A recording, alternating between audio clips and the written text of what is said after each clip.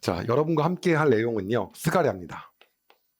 자, 그런데 계속 스가랴 하고 있었는데 왜 스가랴에 대한 얘기가 왜 또 나오냐? 근데 우리가 스가랴를 이쯤에서 다시 한번 좀 잘 보고 갈 필요가 있습니다. 어떤 걸 봐야 되냐면 스가랴는 제가 여러분한테 이야기 드렸던 것처럼 1장에서 8장에 대한 내용과 그 다음에 9장에서 14장에 대한 내용은 좀 우리가 나눠놓고 봐야 되는 거예요.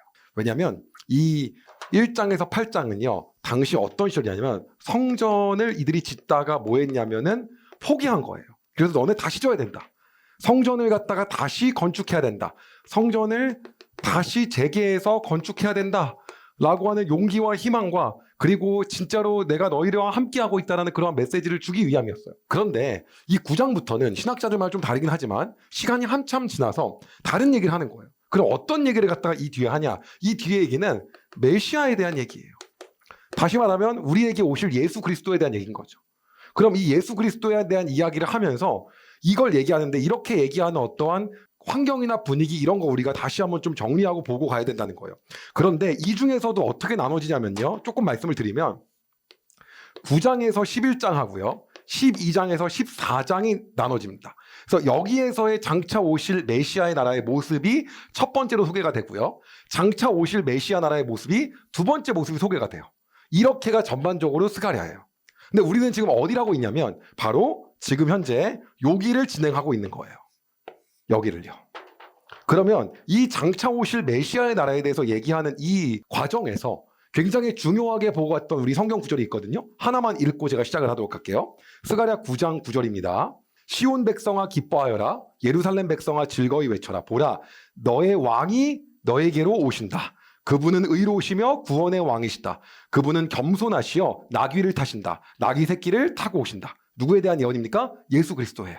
그렇죠? 그러면서 하나님께서 약속을 하고 원수를 없앤다. 내가 너희를 갖다가 완전 원수를 없애고 이러한 나라를 만들 거다라고 하는 어떠한 미래의 희망을 심어주는 거예요. 그런데 이 하나의 세트로 이루어진 이 환상 속에서 그 스가랴를 통해서 이러한 계시를 하게 되고 환상을 보게 된 이유를 살펴보면 우리가 다시 한번 좀 이걸 볼 필요가 있다는 거죠.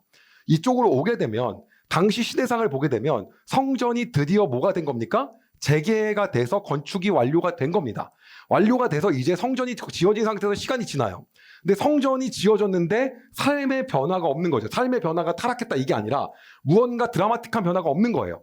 솔로몬의 왕궁과 같은 무언가가 있고 하나님께서 역사하시고 부강해지고 스바의 여왕이 막 조공바치러 오고 어마어마한 나라가 돼야 되는데 여전히 우리는 페르시아의 뭐예요? 속국이고 달라진 삶이 크게 없는 건 거예요. 그럼 이러한 상황에서 스가랴가 어떻게 후년기에 남유다를 보고 나서 예언하고 보내야 되는 건 어떤 겁니까? 너네가 지금 이렇게 침체하고 이 뭐 아무것도 바뀌지 않는 이럴 때가 아니다. 하나님 여전히 너희를 향해 역사하시고 너희를 향한 놀라운 계획을 갖고 계시다라는 걸 말씀하신다는 거죠. 그래서 그 얘기를 하면서 어떤 얘기를 해야 됩니까? 너네 예전에 바벨론 포로로 끌려갔었던 거 생각 한번 해봐라. 다시 그렇게 살지 않고 너네 그때도 아무 일 벌어지지 않을 거야라고 네 맘대로 막 살지 않냐. 지금 그렇게 혹시라도 막 살면 안 된다. 다시 마음을 가다듬고 하나님을 너네가 바라봐야 된다. 내가 너희를 위한 놀라운 날들을 기다리고 있고 준비하고 있다. 라는 메시지를 갖다가 전달해야 된다는 거죠. 그리고 그 메시지가 어디에 나오는 겁니까? 바로 여기에 지금 나오고 있는 거라는 거예요. 그래서 오늘은 바로 그 부분에 대한 내용부터 한번 본격적으로 시작을 할 텐데요. 보시게 되면요. 이제 첫 부분 여기서부터 시작입니다. 보겠습니다. 스가랴 11장 4절이에요. 여호와 나의 하나님께서 이렇게 말씀하셨다. 너는 죽임당할 양떼를 먹여라. 이게 무슨 말이냐? 스가랴한테 이렇게 하라 그래요. 너는 두 종류의 지금부터 목자 역할을 해야 돼. 네가 해야 될 첫 번째 목자 역할이 있는데 그게 뭐냐면 죽임당한 양떼를 먹이는 거야. 그러면 예수 그리스도에 대한 메시아에 대한 어떤 환상과 그리고 어떤 비전과 소망이 나오는데 갑자기 왜 이렇게 죽임당할 양떼를 먹이라는 얘기를 하시지? 라고 하면서 이제 스가랴가 봅니다. 그런데 이 스가랴의 상징 행위는 뭐냐면 지난 날을 돌아보며 도대체 무엇이 이스라엘 백성을 바벨로니아의 포로로 끌려가게 했는지를 이야기하고자 하는 거예요. 그래서 스가랴가 현재 목자 역할은 첫 번째 목자는 뭘 담당하고 있는 거냐? 자, 여기서 이제 스가랴가 두 목자인데 1번 목자입니다. 1번 목자는요. 이제 이거는 하나님 입장에서 바라보는 거예요. 그래서 여기는 뭐다? 하나님 입장에서 바라보는 관점으로 목자 역할을 시작합니다. 딱 그렇게 시작을 하는데 딱 보니까 뭐냐면 이스라엘 지도자들 다른 본인이 보기에 이 목자들이 뭘 하고 있냐면요. 이러고 있는 거예요. 자기의 이익을 착취하고 팔아넘기고 하나님을 조롱하고 양떼들도 살쪄가지고 막 정신없고 이러고 있는 거예요. 자, 그러면 그거를 성경에서 어떻게 묘사하고 있냐? 이렇게 묘사하고 있어요. 스가랴 11장 5절입니다. 양떼를 산 사람이 양떼를 죽여도 벌을 받지 않는다. 양떼 뭡니까? 자기 백성들이 갖다가 지멋대로 하는 거야. 사고 막 죽이고 망할 목자를 얘기하는 거죠. 양떼를 판 사람도, 여기서 양떼를 판 사람도 마음의 가책을 느껴야 되는데, 주를 찬양하여라 나는 부자가 되었다라고 한다. 이게 완전 하나님 조롱하는 거죠. 목자들조차 자기 양떼를 불쌍히 여기지 않는다. 이런 모습을 갑자기 목자가 된 스가랴에게 보여주고 있는 거예요. 그러면 이게 뭔가? 이게 어떤 겁니까? 더 이상 이들은 하나님에 대해서 완전히 두려움이 없는 거죠. 이거에 대해서 하나님은요, 절대로 이런 형태에 대해서 양떼를 불쌍히 여기지 않는 태, 양떼조차도 살찌고 타락한 모습에 인내할 수 없다고 얘기하며 바벨론 포로로 끌려갈 수밖에 없다라는 걸 다시 한번 스가랴에게 보여주는 거예요. 스가랴서 11장 6절입니다. 나도 다시는 이 땅의 백성을 불쌍히 여기지 않는다. 여호와의 말씀이다. 내가 모든 사람을 그 이웃과 왕의 손에 넘겨주겠다. 그들이 이 땅에 재앙을 몰고 와도 구원하지 않을 것이다.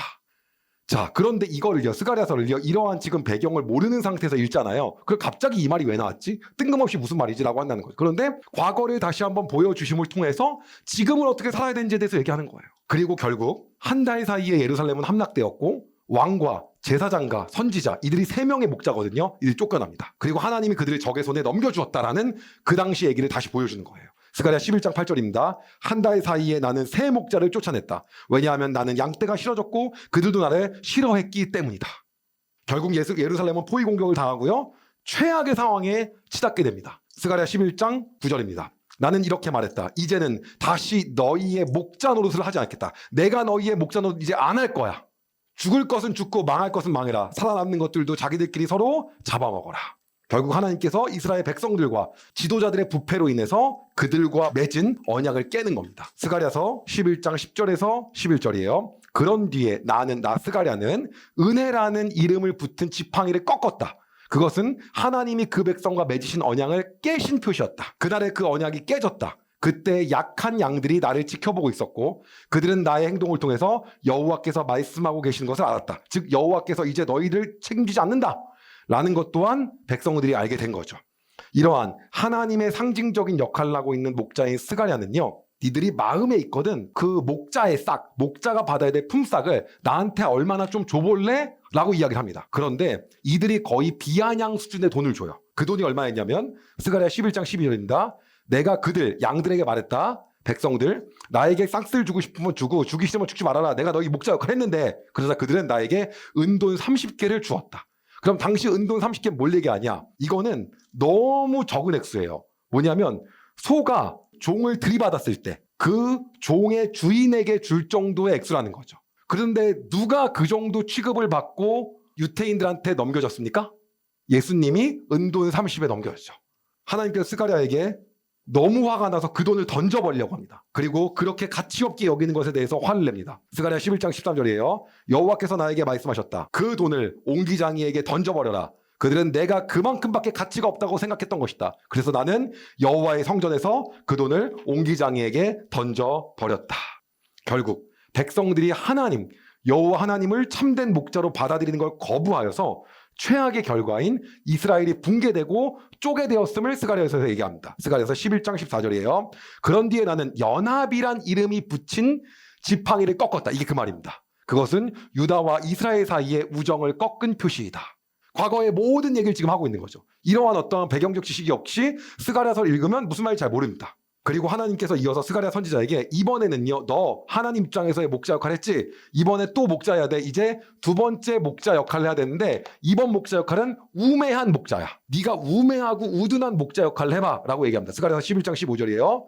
여호와께서 나에게 말씀하셨다. 나 스가랴에게 다시 가서 우매한 목자 노릇을 하여라. 여기서 이제 스가랴는요, 양떼를 착취하고 잡아먹는 어리석은 목자의 역할을 연기합니다. 이것은 누굴 얘기하냐? 스가랴가 이렇게 목자 역할이, 이것은 이방의 왕들이에요.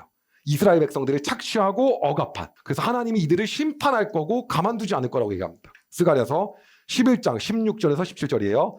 내가 이 나라에 새로운 목자, 새 목자를 두겠다. 그는 죽어가는 양을 돌보지 않으며, 우매한 목자죠. 어린 양을 찾지 않으며, 상처 입은 양을 고쳐주지 않으며, 튼튼한 양을 먹이지 않고, 살찐 양을 잡아먹으며 그 발굽까지 떼어낸다. 이방의 왕들 얘기하는 거. 이스라엘을 갖다가 막 다 괴롭히고 했던 양떼를 버리는 쓸모없는 목자에게 재앙이 있을 것이다. 칼이 그의 팔과 그의 오른 눈을 칠 것이다. 그의 팔이 마르고 그의 오른 눈은 실명할 것이다. 즉 하나님께서는 이렇게 두 종류의 목자가 되보라고 스가랴에게 말씀을 하시면서 첫 번째 목자는 죽임당할 양떼를 보면서 구원하지 않는 하나님을 딱 보게 하신 거고요. 두 번째는 우매하고 어리석으면서 하나님의 백성을 억압하고 착취하는 이방 왕의 역할을 하게 한 거예요. 자, 그러나 결국엔 그 이방의 통치자는 힘이 빠질 것이고 지혜가 없어질 것이고 심판받을 것이다라고 하는 희망의 메시지를 줌으로써 하나님이 이 세상을 이끌어가는 원리를 얘기하시는 거예요. 그래서 지금의 너희들이 해야 될 것들과 나는 이 세상을 어떻게 이끌어가는지, 결국 너희들이 잘못하면 벌 받을 건데 그들도 내가 벌할 거야. 너희는 그렇게 살면 안 돼. 그들은 내 손에 있어. 라는 이 메시지를 주는 거죠. 한 번 더 말씀드립니다. 성전이 완공됩니다. 시간이 흘렀습니다. 이스라엘 백성들의 삶에는 큰 변화가 일어나지 않았습니다. 그 상황 속에서 스가랴는 한 번 더 지금을 어떻게 살아야 되는지를 다시 오실 메시아에 대한 이야기와 함께 보여주기 시작한 겁니다. 즉 이스라엘 백성이 전과 같이 살면 안 된다. 이것을 말씀하시며 결국 하나님께서 최후 승리할 거다. 너네 지금 이렇게 낙심하고 이럴 필요가 전혀 없다. 너희들은 전과 같이 살지 않으면서 나를 바라봐야 된다. 라고 하는 그 메시지를 주신 겁니다. 자, 이제 마무리합니다. 오늘도 우리가 해야 될 것, 그리고 우리가 가야 될 것이 있습니다. 주께로 돌아온, 하나님께로 다시 돌아온 사람들이 있다고 한다면 우리가 다시 과거로 돌아가면 안 됩니다. 우리는 전과 같이 살면 안 돼요. 그리고 우리가 기대할 것이 있습니다. 그건 뭐냐면 최후 승리를 하실 하나님을 기대하는 거예요. 그리고 다시 오실 예수님을 기다리는 겁니다. 그것이 오늘 스가랴서를 통해서 우리에게 말씀하시고자 하는 거예요. 지금을 사는 우리에게도 하나님 동일하게 말씀하십니다. 왜 지금은 스가랴가 우리한테 얘기하지 않습니까? 성경책이 있잖아요. 이 책을 통해서 우리에게 얘기하는 거예요. 너희들 지금에 있는 이 상황에 대해서 다시 그때로 돌아가지 말고 죄악된 삶이 아니라 다시 하나님 앞에 나아가라. 그리고 그분을 기대해라. 그리고 다시 오실 예수님을 기다려라. 내가 이것이 너희에게 오늘 주고 싶은 희망이다 라는 걸 이야기하는 거죠. 우리가 그 예수님을 기다리면서 하나님을 기대하는 삶을 살기를 소망합니다. 기도하겠습니다. 하나님, 오늘도 우리가 하나님 앞에 결단하며 기도합니다.